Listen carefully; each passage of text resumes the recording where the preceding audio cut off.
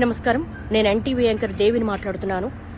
ఒక వార్తకు సంబంధించి నన్ను తెలంగాణ సిసిఎస్ పోలీసులు నిన్న నాకు కాల్ చేసి మాట్లాడుకుందాం రా అన్నారు. ఆ తర్వాత ఆఫీస్కి వచ్చారు, స్టేట్మెంట్ రికార్డ్ చేస్తామన్నారు.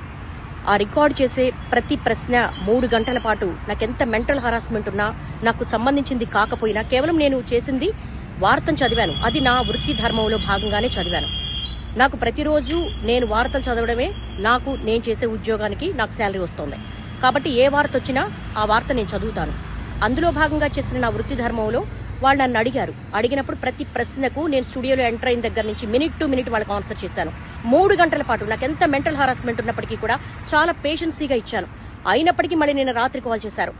నిన్న రాత్రి కాల్ చేసి మళ్ళీ ఈ రోజు పొద్దున మళ్ళీ స్టేట్మెంట్ రికార్డ్ చేయాలి, మళ్ళీ రమ్మన్నారు. నేను ఒక మహిళా జర్నలిస్ట్ ని.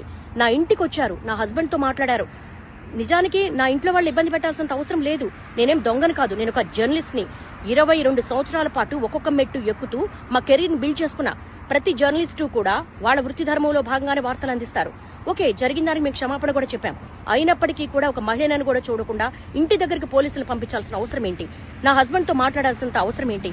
ఇవన్నీ కూడా ఎందుకు తెలంగాణ పోలీసులు ఇంత దాష్టికానికి పాల్పడుతున్నారు? ఒక మహిళా జర్నలిస్టు పట్ల నేను కూడా మహిళనే కదా. ఓకే, ఒక మహిళకి ఇబ్బంది జరిగింది అని మాట్లాడినప్పుడు నాకు మహిళనే, నాకు ఒక సెల్ఫ్ రెస్పెక్ట్ ఉంటుంది, నాకు ఒక కుటుంబం ఉంటుంది. నా కుటుంబంలో సంబంధించినంత వరకు కూడా వాళ్ళ సేఫ్ కూడా నేను చూసుకుంటాను. కానీ ఎందుకు ఇంత దాష్టికానికి పాల్పడుతున్నారు? ఇది చాలా అన్యాయము. ఇలా నన్ను రోడ్ల మీద పరిగెత్తించడం అనేది న్యాయం కాదు.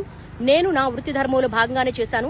స్టేట్మెంట్ కూడా ఇచ్చాను, ఎక్కడికి పారిపోలేదు. కానీ తెలంగాణ పోలీసులు ఈ విధంగా సెర్చ్ చెయ్యడము, ఆఫీస్ దగ్గరికి రావడము, ఇంటి దగ్గరికి రావడం అనేది చాలా అన్యాయం. ఈ దాష్టికాన్ని ప్రతి ఒక్కరు ఖండించాల్సిన అవసరం ఉంది.